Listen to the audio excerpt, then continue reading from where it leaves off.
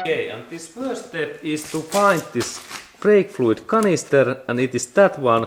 And then we have to open this upper cover. There are two clamps, and when I little bit bend this clamp, and in that way these parts opens nicely.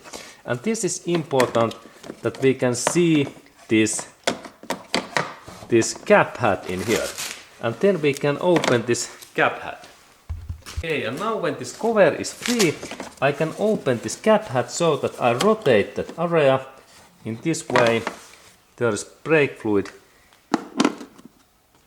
this cap hat, and then we can see in this inside and also the side areas because there are those markings. In this marking in here, this level must be in this max line, and in my case it is little bit in low that I have to add this liquid. And now when I rotate this cover in another direction, we can see this adding area in here. We can see that now this hole is open, and in that area I can add this brake fluid. And here is one good example what I can install.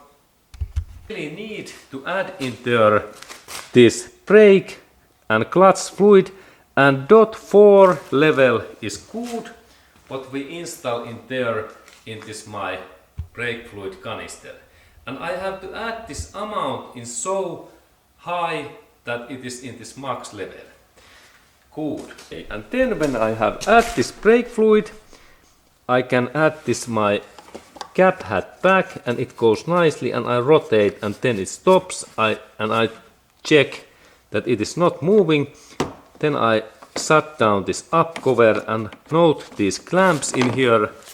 This is important part, that we install these clamps in these holes in here, in that way. Firstly in little bit up phase, and then when these parts are in this position, then hit.